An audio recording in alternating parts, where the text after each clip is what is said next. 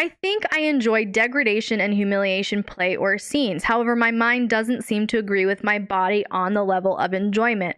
My brain is going, he shouldn't talk to you like that. This is not good. He is so mean. Why are you letting him do these things to you? Whereas my body enjoys it very much. I get extremely aroused and excited. I'm never upset after it's all said and done. All in all, it's always an experience I enjoy, but emotionally, I shut down a bit because my brain keeps telling me it's too degrading. Any thoughts on this? Is it normal in this kind of play, or do people usually enjoy it on an emotional level as well? Are you ready for a little bit of tough love? Little bit of mama bear tough love? Because I love you so much. Are you ready? I'll be gentle. I'll be gentle and I'll give you lots of hugs and snugs, but are you ready for a little tough love? I think the first thing here that really makes me sad is the last couple of lines. And I want to start there as kind of my thesis and workaround. These last two lines are really, really telling in terms of mentality. Quote, is it normal? And quote, do people usually enjoy it? These two comments tell me something very clearly. Raven, you are using comparison as your reference point for health or dysfunction. Okay? And that is not right. That is not healthy. Your relationship is unique and organic to you. Your experiences are unique and organic to you. Your responses and reactions and emotions are unique and organic to you. So let's just start there. This compare and despair is a theme for you, girl. This is a theme for you, girl. And it's very deep rooted. It's coming out in ways that you don't even identify, but I see it as clear as day. Where you're almost trying to validate yourself based off of, well, if other people struggle with this, then it's okay. Or if this is normal for other people, then it's normal. If it's not normal for other people, then I'm really fucked up. And there's almost this like subconscious shame narrative based off of this compare and despair. Because that's the first thing I see. And that's a deep one. And that's a big one because it has to do with what's coming up for you in your sexuality and in your scenes, in your play, in your kink. And it's all tied together. So those two are the first thing. Is it normal? Do people usually enjoy? We have to stop the compare and despair. Is it normal? Do people usually enjoy? You know what? Fuck those questions. It's about you and your partner. This is a buffet. BDSM is not a closet to come out of. It is a buffet to choose from. What does that mean? It means that you don't have to fit into a box or a label to enjoy humiliation or degradation or to be authentically kinky or to be an authentic part of the BDSM lifestyle. It's not coming out of the closet and I have to look and talk and be a certain way. It's a buffet. You and your partner have your own plates and you're going down your buffet and you're going, ooh, that looks good. I'm going to put a little bit on that, put a little bit of that on my plate. Or, ooh, I've never tried that before. It looks a little intense, but also kind of tasty. I'm going to put that on my plate. If you start looking down the line, what do they have on their plate? Oh, that looks better. What they have on their plate, that looks better. Or, well, they have that on their plate. So, honey, we should probably put this on our plate too because we don't want to look weird. We don't want to look like we don't know what we're doing. And the next three people after us, babe, did you see what they have on their plate? Babe, go put some on our plate real fast. That's what we do. That's essentially compare and despair. And that's compare and despair in a kink context. So I have to throw that one out because that one is so important. So important. Second one here. Your brain is going, he shouldn't talk to you like that. This is not good. He's so mean. Why are you letting him do this? Okay. Well, Raven, Your brain is talking to you, but it might not be you. See, we have a mind and a brain and a body. And our mind talks to our brain talks to our body. Your mind is what's telling you these things.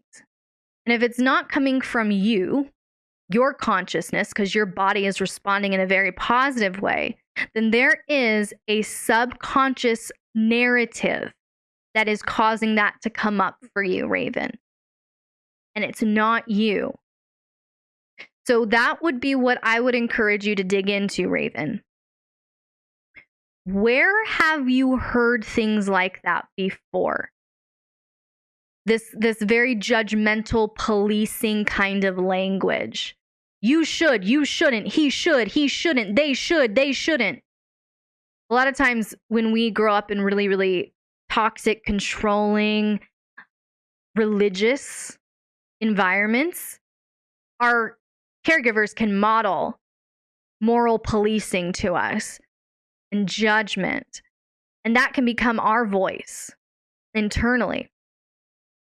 So if it's not coming from you, Raven, because it's not, you were saying, my body enjoys it, I get extremely aroused and excited, but my brain is going, he shouldn't talk to you like that. This is not good. He is so mean.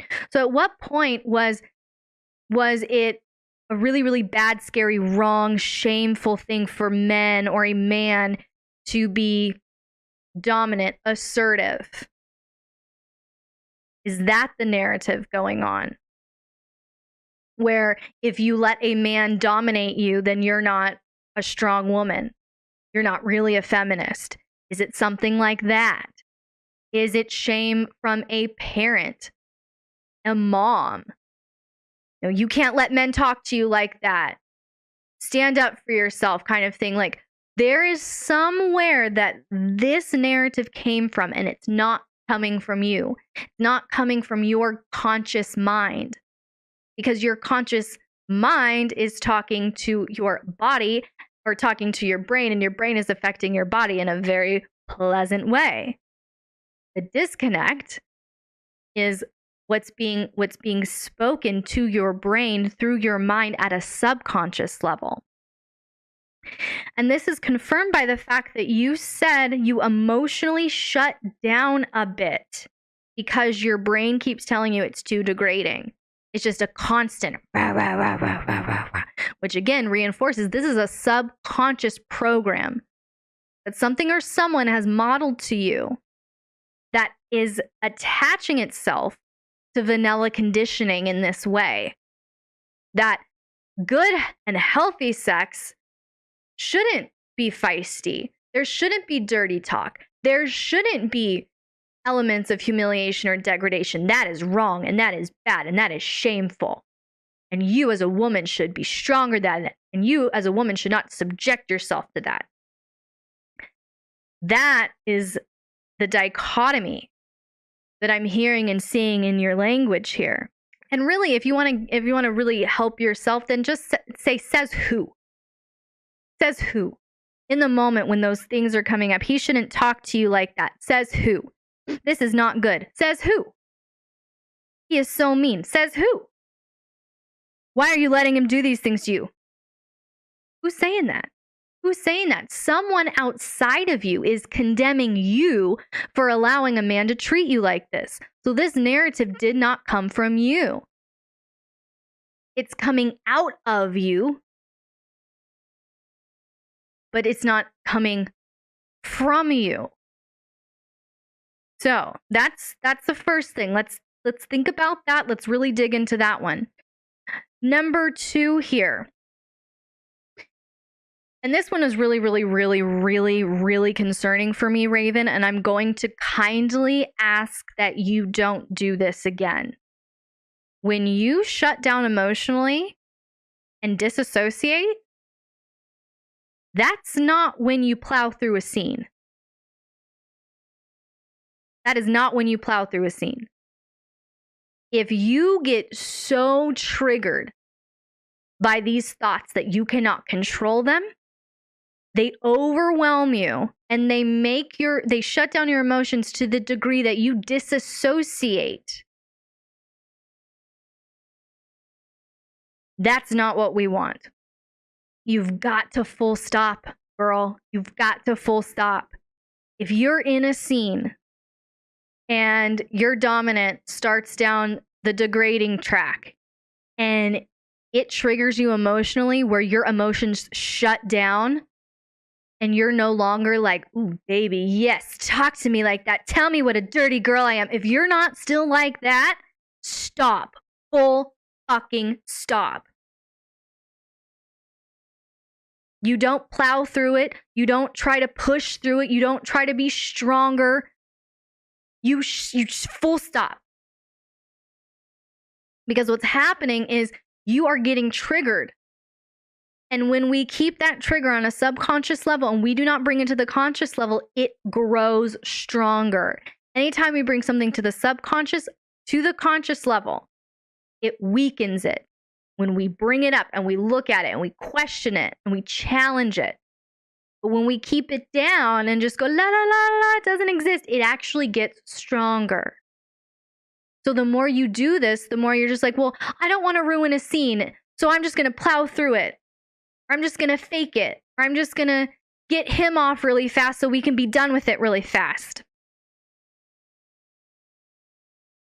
No performance, no lying, no performative receiving, no faking your orgasms, and no plowing through emotional distress, ladies.